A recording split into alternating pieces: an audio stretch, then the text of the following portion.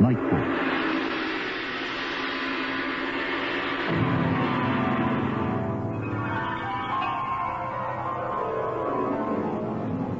In the dream, you are falling, lost in the listening distance, as dark locks in.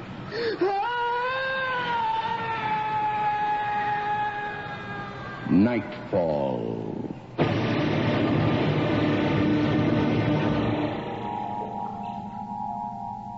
Good evening. Tonight's story takes place on the road to nowhere, Nevada. It has to do with people who are homesick for themselves. Based on a short story by Anthony Boucher and dramatized for radio by Len Peterson. The play is called A Bite. There it is. Wait, what'd you see? What? Nothing. Shadow flickering. Corner of my eye. Hey, this ain't Vietnam, Huey Blair. A gook behind every bush and blade of grass. War's over. This is your United States, the great American desert. I'm not going crazy. Don't give me that look, Corey. The heat, Huey boy. Too much sun. Hit for the shade, huh? I heard wild creatures. Saw them almost. Something wild.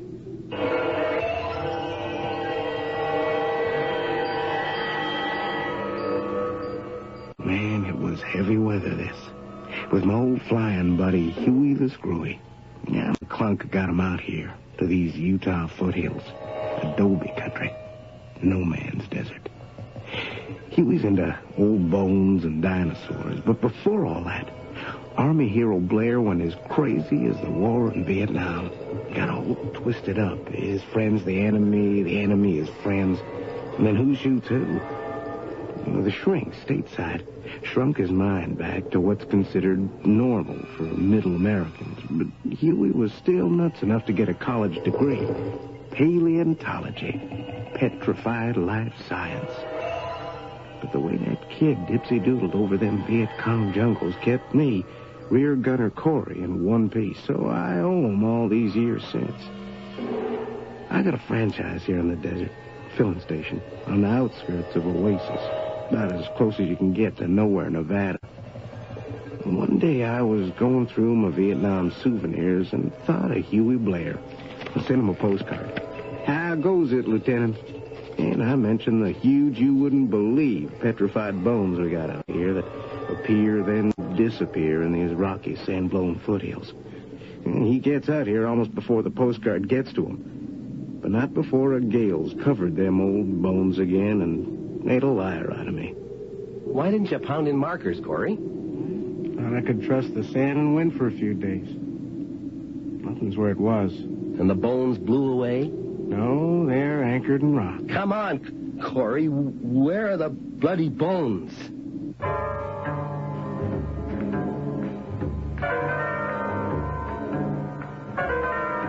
Well, we never did find the bones I seen. Wind found them for us one howler of a night. But the wind didn't blow away them weird sounds and shadows. Hear that? No. But see that? Yeah. Stegosaur bones. What bones? Stegosaur. Small-headed, hunchback, spike-tailed, plant-eating dinosaur. See these? Double row of upright plates along the back for defense. Hey, am I still stringing you? No, Corey. You delivered. What do you figure he'd weigh in at? 25 tons.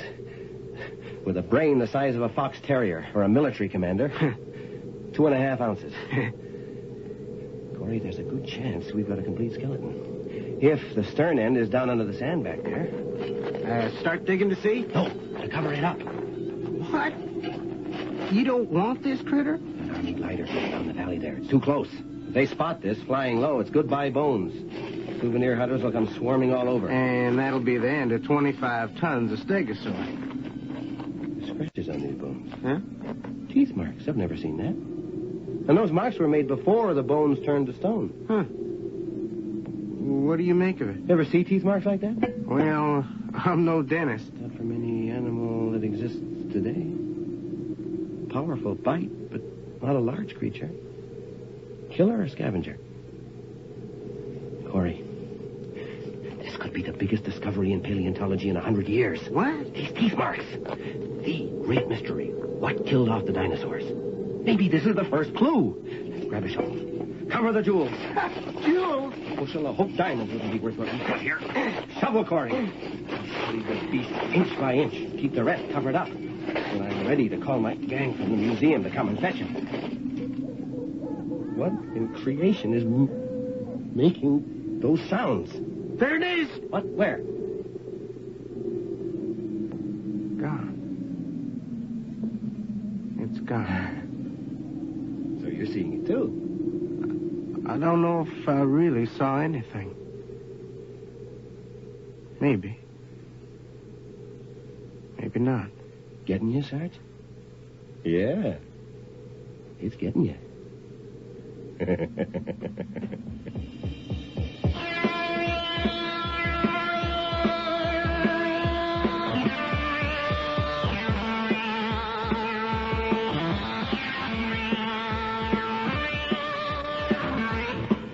Up in the foothills with Huey the Screwy, helping him cover and uncover his 25-ton baby. I got to hearing what he heard and seeing what he saw. But back in town or at the filling station, I knew it was Bullswall, Huey's psycho imagination. He worked hard at the old bones business, though, making drawings, impressions, and taking snapshots. Corey, I can't thank you enough for tipping me off on the stegosaur. And I think I found some fragments of a Podokesaurus and a Saltopithecus. What? Mean, ferocious little beasts. They made the bites on your big bones? No, their bites are too small. Yeah, but these drawings of them, Army glider planes in the valley, not much connection with the old bones business. Just doodling. I always doodle. And, these cages? Even with field glasses, I can't make out what's in those cages. The Army's packing them into gliders and taking off. With what? Birds? Animals? What do you care, Huey? We're out of that. Something's going on. Oh, stick to your bones. Well, I am sticking. They're not going anywhere without me. Well, good. You're the doctor. Hey, keep quiet. What? They're sniffing around again. So let them. Let them! They ain't brontosauruses, and they ain't tyrannosauruses. See? I've been boning up on your monsters. Don't let them buzz and chirp. So what? More than buzzing and chirping now. Barking, howling. I don't hear nothing. That's not part of the territory. Liar. Look behind those rocks. Carcasses of birds, rabbits, rodents. So what? They're torn apart, devoured by powerful jaws and sharp teeth. Of what? Creatures that don't exist to you. Huey the Screwy. You can see, hear anything in the desert. Now, stop working like a dog. It's hot enough to melt a snake. There's always the Cactus Bar over in Oasis. What? Oh. I kind of thirsty at that. Huey, I've heard talk. Talk? Yeah, local folks wondering who is that camped up in the foothills near the old Carker place. Is he on the run, hiding out? You're sure to get snoopers snooping on you if you don't stop acting like a fugitive. You got it right. I am on the run. I am a fugitive.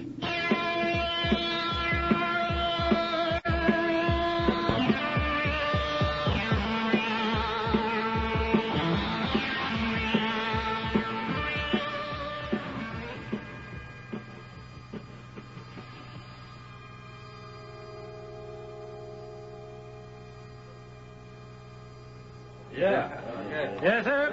First mark on the house, and after that I overcharge. Set him up, Sid. This is Hugh Blair. Hey. Yeah, Set him up was in our war, too. Was a barkeeper. Just doing what he's doing now. Decorated 6 times for it. Yeah. 6 bloody medals. Corey, guess what I ran into up in the hills? Living, breathing stegosaurus. The buzzing and squeaking and barking got really bad after you left this afternoon.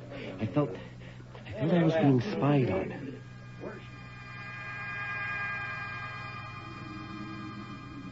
Some guy. Tanned, full beard, pack-sack like a prospector. Blair? He knows my name. Hugh Blair. Lieutenant? Morgan. Morgan from Vietnam. Morgan, the desk-flying major. If Morgan had $1 for every pointless death, theirs and ours, to his credit, he'd be a rich man. Morgan, the last straw in the Vietnam manure pile. Only my straitjacket saved Morgan from a lethal blast of napalm. Lieutenant Blair. That's right, Major.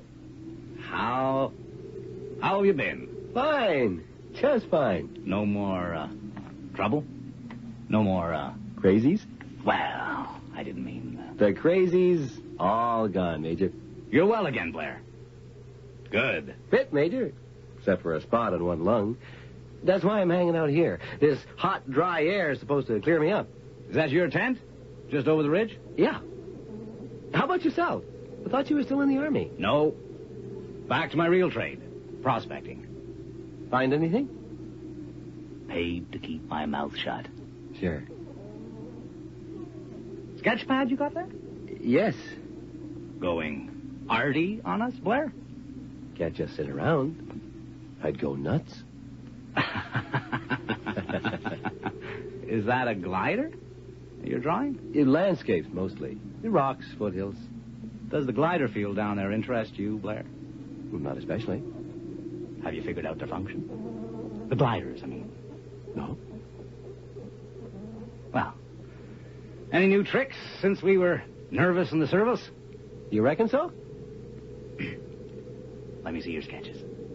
Not worth looking at. Let me see them. Show me. Sorry, Morgan. You're not my superior officer now. Just an old buddy. Trying to keep you out of trouble. Yeah? See you around.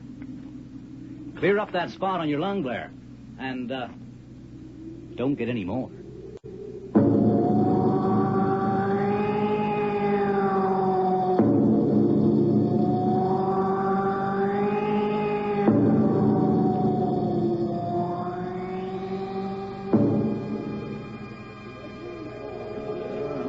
Corey, what did the son of a bitch mean by that? To cover up how much I was thrown meeting up with him, I invited Morgan to visit me tomorrow in my tent. I got rum, I told him, if rum's still his drink. Dark rum. It is. It is? Yeah, Morgan's never going to change. That was no bloody chance encounter. Well, thought he's prospecting for minerals. Real estate, maybe? Cooking up conflict, where there's peace and quiet. Still beating the bushes for spies and traitors. Yeah, but the Army shrinks have me labeled a psycho and Morgan a patriot. Nothing kinky in the way he pushed us in Vietnam into more and more outrageous sacrifices. Yes, he said himself, to test our loyalties. Definitely pathological, our getting tired of spraying Mekong peasants with bullets and napalm. He sure made a special target of you, Huey the Screwy. Took some hunting to find me here. Who knows except you? The FBI, CIA, Army, and the entire credit network. They're never going to stop loving you, Huey boy. Morgan's madness drove me into the nuttiness of wasting 3 hours on my way here, burying my stegosaur sketches. Just because of my doodles of those Army gliders. Scared of being taken for a spy. Easy now, easy. Morgan was filing to CIA all the time in Vietnam. What's his job now? To keep a buffer zone between that glider field and honest men? Playing prospector. That's his cover? Keep out. No trespassing. The signs are all over. Huh. Sure way to draw the snoopers. Well, as John Wayne would say, there ain't enough room in these here foothills for me and Morgan. Hey, how am I going to defuse you, Lieutenant? Come on, meet the boys, the locals. Take your mind off Morgan.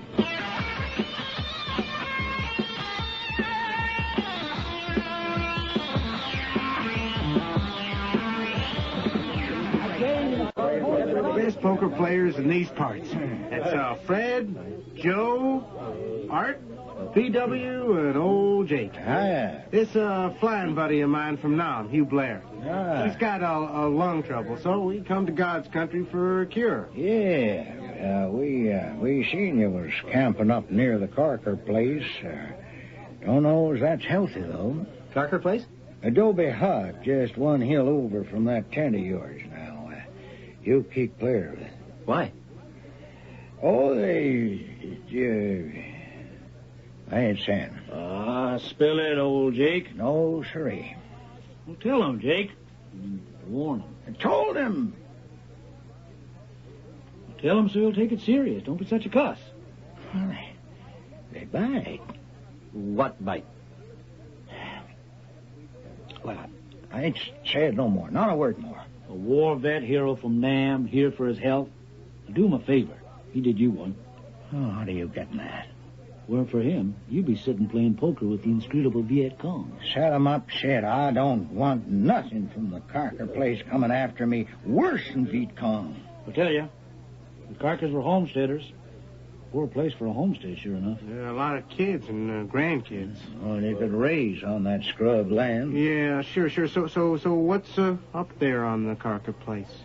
Oh, well, no ghosts, if that's what tourists are looking for. Yeah, something worse. About as hard to spot as ghosts, but real, whatever they are. And lately, coming down into town, making trouble. They're brown and naked and sneaky and make noises like no animal you ever heard. Corey and I have heard them. Maybe we have, maybe we haven't. That's about all anybody can say. And they bite. They sure do. Like critters from long ago, and not of these parts. Some say it's the Carkers, third, fourth generation. Yeah, original Carkers, Bert and Sarah, I knew them. Went crazy trying to make a go of homesteading on that godforsaken land of Cain. Ended up eating their own kin. And others. It's only rumors, Jake. Rumors? That's God's truth. And they're still at it. There was Indians before them. They got starved out, too. Enough folks from around here disappeared way back. And travelers that stopped at the Carker place just vanished. The Army's come in twice to clean the place out. Didn't work. Good for bar business, though. Jake, tell him about your dog. No. Yeah. Right here in Cactus Bar, one of those things. Ed up, old Jake's dog. And nobody noticed till we heard the thing crack the leg bones with its teeth. Yeah. Noted. Best dog I ever... The thing had finished almost the flesh and was cracking the bones for the marrow.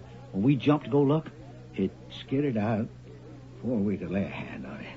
well, who'd have dared? And lose 3 fingers like Father Kelly? But I seen it. Wasn't like no creature I ever saw before.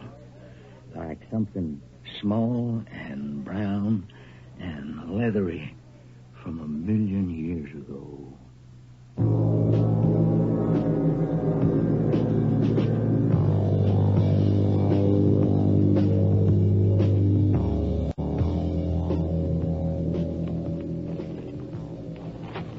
Worth the price of admission, Hugh? Cactus Bar? Some yarns. Unbelievable. But not impossible. Makes me think of the creatures that did in the dinosaurs. Small, quick, ferocious. Yeah? They bite. Now, how many times did we hear that tonight? And they meant bite. The teeth marks on my stegosaur aren't tender little nibbles. How's that for full moon talk, Corey? Makes a great story. Anyway, I'm glad to see you in such a good humor for a change. Maybe the Army has discovered those prehistoric creatures and is trapping them. The Army will breed them and turn them loose on the enemy. Great sport is moon talk, Huey. It all comes together, huh? Those cages. For the no-see-em critters? Another airborne weapon?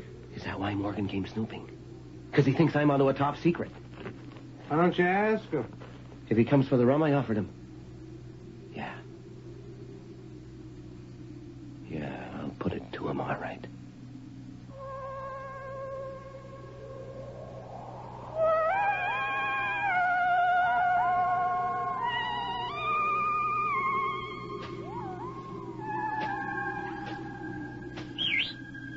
Lieutenant Hugh Blair of the Fighting Army Air Corps. Yes, sir, Major Morgan.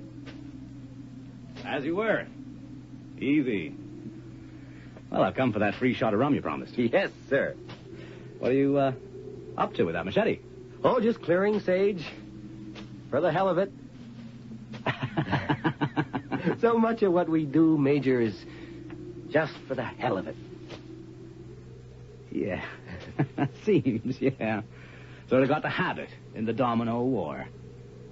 Read any books on the war since coming back? Few. A man fights first, then finds out after what for. What have you found out, Major? Something. Not so different from what you were screaming about when you went, mental. And we shipped you home. Is that so, Major? We treated you rough. But you were rough, too. Yeah. Can we bury the hatchet? Sure. Drink to it? Sure. Why not? Bury the hatchet. He's so friendly, I know he's about to fix me. His way in Vietnam. Nice, friendly, then the smash. Bury the hatchet. Will a machete do, Major? What? War reparations. Where? To pay back what we did on your orders. For the hell of it. What are you talking about? What we learned in the Domino War. War? War's over. And I beat you to the jump. What are you doing with that machete? Burying the hatchet, Major. In your...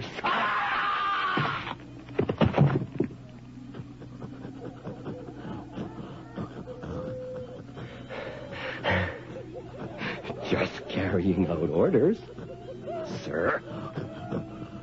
Oh, creatures that bite. Smelling blood.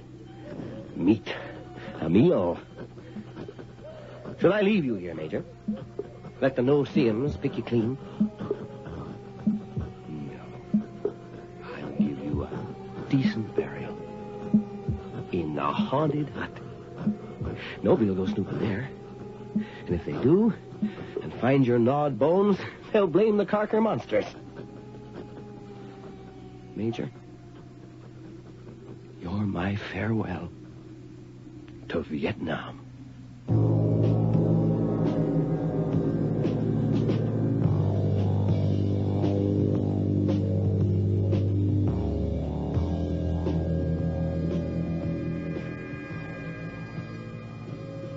The adobe hut. What was in it when I got there? Bits of crude furniture, cinders in the fireplace. And near it, a tiny rough figure of clay and straw, half human, half lizard. And below that, a hollowed stone covered with dried blood and fresh. The rest of what happened we'll have to piece together. Huey scrawled words on the wall of the hut in wet clay and blood. Carker sure knew how to keep snoopers out of this hut. A mummified woman? Skin and bone. Eyelids shut tight. Nose sunk in. Lips curled back from the teeth. Am I imagining? Her chest rising and falling? Breathing? Alive? This Carker? Sleeping? A creature that bites? Hugh grabs his machete, makes for the door. No burying Morgan now. Oh, no! Across the desert, a brown, skinny creature, savage woman, comes hurrying to the hut. Hewitt turns back inside, drops the machete. The mummy sinks her sharp teeth into Blair's left hand and holds on. Let go! Hugh grabs the machete again and slashes the carcass. Severs the dry, bloodless body from the head. But the creature's teeth stay locked in his hand. Let go! He can't rip the clenched teeth loose with his free hand. Bloody creature! Or with his own teeth savagely bite. Crazed by the pain, he swings the machete to free himself. And his hand and the gripping white teeth of the thing that bites tumble to the floor beside Morgan. Free! Again, he makes for the door, but the female creature hurries toward him. He moves back into the hut. I can't beat her. Outside, running. Ambush her.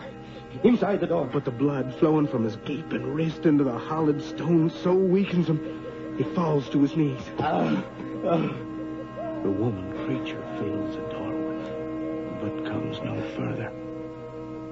She waits for his spurting blood to fill the hollow stone. The way you stand there, creature, woman, I know you've waited many times for the stone to fill with warm, red blood.